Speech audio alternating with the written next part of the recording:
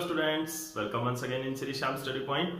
और जैसा कि आपको पता है कि reproduction in flowering plant chapter हम कंटिन्यू कर रहे हैं। तो आज के इस लेक्चर में हम पढ़ेंगे एपोमिक्सिस एंड द पॉलीएम्ब्रियोनी, जो कि लास्ट लेक्चर होगा हमारा इस चैप्टर का। आज ये चैप्टर हम कंप्लीट करेंगे।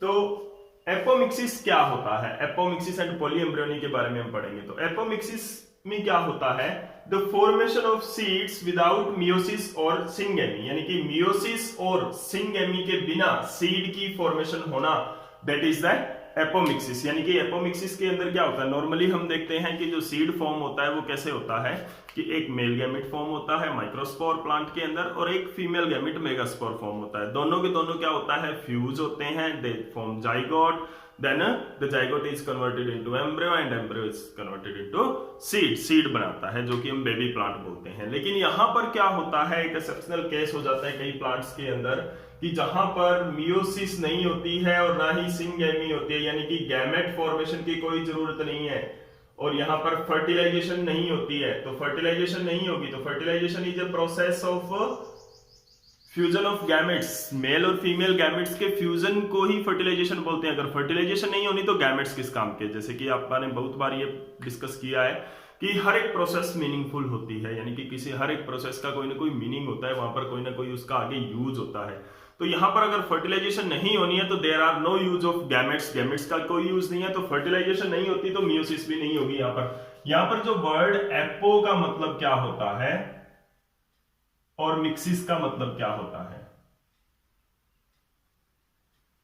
Apo means away from, mixis means fertilisation, mix होना, ठीक है ना। तो एपो का मतलब है अवे फ्रॉम मिक्सिंग, मिक्सिंग से दूर रहना। तो away from mixing, this is away from mixing, यानी कि देयर इज नो फर्टिलाइजेशन, कोई फर्टिलाइजेशन या फ्यूजन वहां पर नहीं होता है।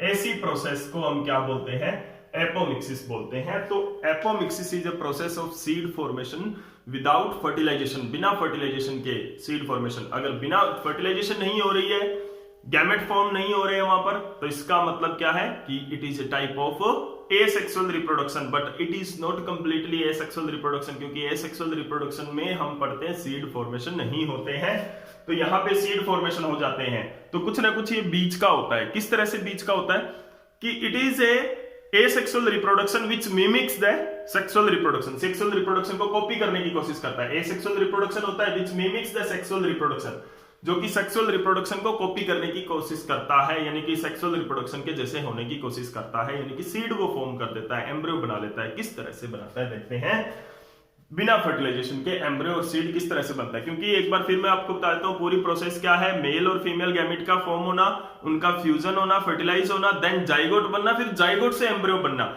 यहां पर क्या है, fusion of gamete and zygote formation, दोनों के दोनों स्टेप है वो क्या है, मिसिंग है। सीधा क्या है, कोई ना कोई सेल है वो सीधा डायरेक्ट एम्ब्रियो के अंदर कन्वर्ट हो रही है, एम्ब्रियो के अंदर डेवलप हो रही है। That is the apomixis. Understand. अभी क्या है, एपोमिक्सिस को हम वेजिटेटिव प्रोपेगेशन भी बोल सकते हैं, because there are no meiosis, कोई मियोसिस नहीं होती वहां पर, और एंड सिंगेमी, कोई फर्टिलाइजेशन वहां पर नहीं होती। तो there is no meiosis and no syngamy, तो हम इसको वेजिटेटिव प्रोपेगेशन को भी एपोमिक्सिस बोल सकते हैं। सेकंड क्या है, एग एमोस्पर्मी। एग एमोस्पर्मी के अंदर क्या होता है कि द गैमेट्स विदाउट फ्यूजन, यहां पर क्या है, जो सीड्स हैं वो फॉर्म हो जाते हैं, सीड फॉर्मेशन विदाउट गैमेट्स, बिना गैमेट्स के सीड का फॉर्म होना, वो क्या होता है, विदाउट गैमेट्स, ठीक है। यानी कि बिना फर्टिलाइजेशन और बिना गैमेट फ्यूजन के यहां पर क्या होता है, सीड फॉर्मेशन हो जाती है, उसको क्या बोलते हैं, एग एमोस्पर्मी बोलते हैं।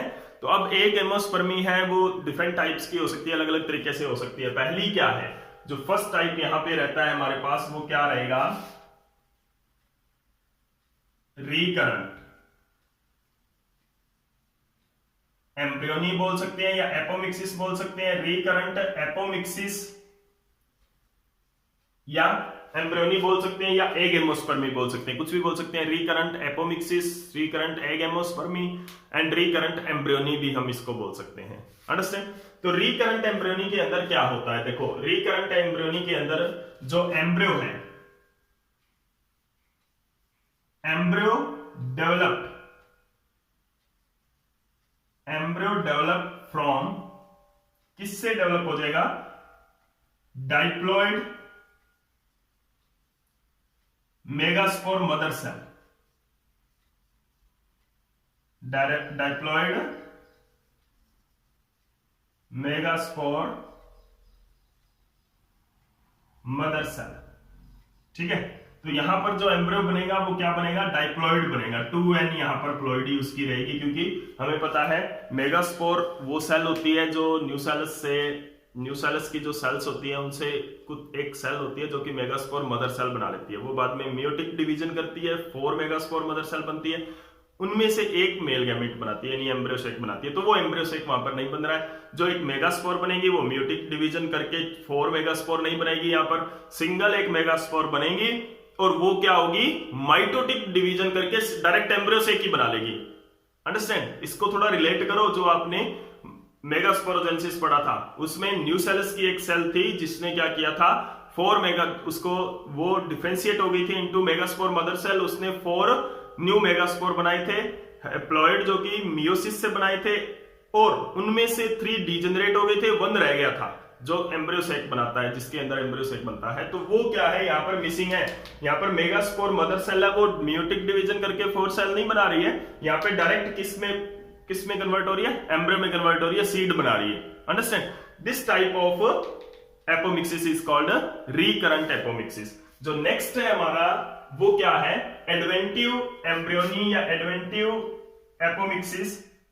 उसके अंदर क्या होता है, एडवेंटिव एपोमिक्सिस या एडवेंटिव एम्ब्रियोनी, वो क्या होता है, इसके अंदर क्या होता है कि एम्ब्रियो है, it develop from sporophytic cell, any sporophytic cell, यानी कि किसी भी स्पोरोफाइटिक सेल से हो सकता है, sporophytic cell of ovule, ovule की स्पोरोफाइटिक सेल से हो सकता है। जैसे कि कौन सी सेल, न्यूसेलस की सेल हो सकती है वो, एंड इंटेग्यूमेंट की भी सेल हो सकती है, क्योंकि वहां पर एम्ब्रियोसेक तो बनता ही नहीं है, एम्ब्रियोसेक यहां पर नहीं बन रहा है, तो न्यूसेलस की सेल से बन सकता है या इंटेग्यूमेंट से बन सकता है। ठीक है ना?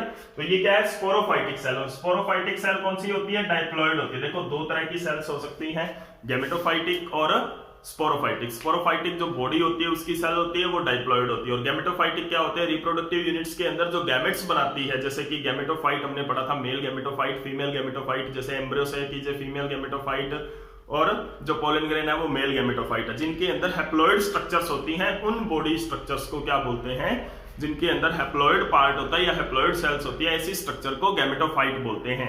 ठीक है, तो यहाँ पर क्या है, स्पोरोफाइट है। स्पोरोफाइट में क्या आता है, डाइप्लॉइड सेल्स आती हैं। ओके, और गैमेटोफाइट में कौन सी आती है, हैप्लॉइड सेल। तो यानी कि आप ऐसा कह सकते हो कि स्पोरोफाइट जो पार्ट होता है बॉडी का, वो पार्ट होता है जिसके अंदर डाइप्लॉइड सेल होती है, और गैमेटोफाइट वो पार्ट होता है बॉडी का जिसके अंदर हैप्लॉइड सेल्स होती हैं। तो यहाँ पर स्पोरोफाइटिक टिश्यू होते हैं न्यूसेलस, क्योंकि न्यूसेलस हमें पता है न्यूसेलस के अंदर डाइप्लॉइड सेल्स होती हैं और इंटेग्यूमेंट्स के अंदर डाइप्लॉइड सेल्स होती है। तो उनसे एम्ब्रियो ग्रो करना, that is the adventive type of apomixis. The third one is, जो तीसरा टाइप है एग एमोस्पर्मी का, वो क्या है, non recurrent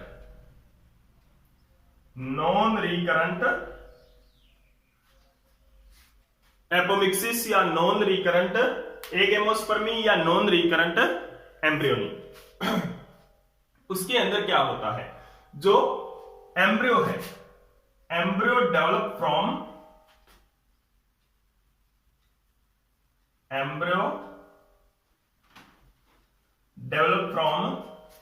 unfertilised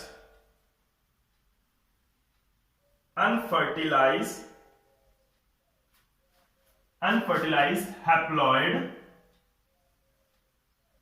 egg cell. कि एग सेल है वो क्या होते हैं, डायरेक्ट बिना फर्टिलाइजेशन के ही क्या होती है, डायरेक्ट एम्ब्रियो साइक के अंदर कन्वर्ट हो जाती है। ठीक है ना। तो ये जो एम्ब्रियो है वो क्या रहेगा, प्लॉइडी में हैप्लॉइड रहेगा, नॉन रिकरेंट में, रिकरेंट में डाइप्लॉइड रहेगा, एपोमिक्सिस इसमें एडवेंटिव में भी जो डाइप्लॉइड रहेगा, यहां पर क्या रहेगा, हैप्लॉइड रहेगा। ठीक है, कि जो एग सेल बनती है एम्ब्रियो के अंदर, एग सेल बनती है हैप्लॉइड के अंदर, वो क्या है, डायरेक्ट एम्ब्रियो साइक के अंदर बिना फर्टिलाइजेशन के डायरेक्ट एम्ब्रियो साइक के अंदर कन्वर्ट हो जाती है। ठीक है ना, एम्ब्रियो के अंदर कन्वर्ट हो जाती है। And this is also the example of this type of process is also known as parthenogenesis. इसी को क्या बोलते हैं, पार्थेनोजेनेसिस भी बोलते हैं। पार्थेनोजेनेसिस क्या होता है कि अनफर्टिलाइज्ड एग है उसका सीड में कन्वर्ट हो जाना, दैट इज द पार्थेनोजेनेसिस, बिना फर्टिलाइजेशन के। ठीक है ना। तो this is all about the apomixis. ये क्या है, एपोमिक्सिस के बारे में है। अभी हम पढ़ेंगे पॉलीएम्ब्रियोनी।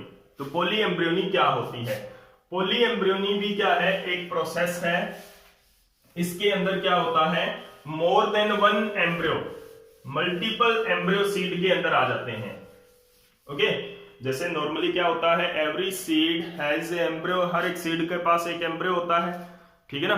तो इसके अंदर क्या है कि पॉलीएम्ब्रियोनी, पॉलीएम्ब्रियोनी, पॉली मींस बहुत सारे, multiple and embryony means embryo. तो seeds have multiple embryo, seeds have multiple embryo, वो क्या होता है, पॉलीएम्ब्रियोनी होता है। ठीक है ना। अभी इसके अंदर क्या है, एग्जांपल इसके क्या है, पॉलीएम्ब्रियोनी के एग्जांपल क्या रहते हैं हमारे पास, सिट्रस फ्रूट रहते हैं।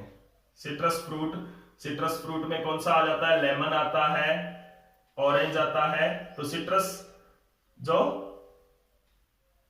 ग्रुप है, सिट्रस फैमिली के सारे फ्रूट्स के अंदर क्या होता है, पॉलीएम्ब्रियोनी होती है। एक से ज्यादा एम्ब्रियो वहां पर होते हैं। आपने देखा होगा जो ऑरेंज के अंदर बहुत सारे सीड्स होते हैं, तो उनके अंदर पॉलीएम्ब्रियोनी होते हैं। सारे सीड्स हैं, पॉलीएम्ब्रियोनी के केस में क्या होते हैं, सारे सीड्स ग्रो भी नहीं करते हैं, जो मेन सीड है वही ग्रो करते हैं इनके अंदर।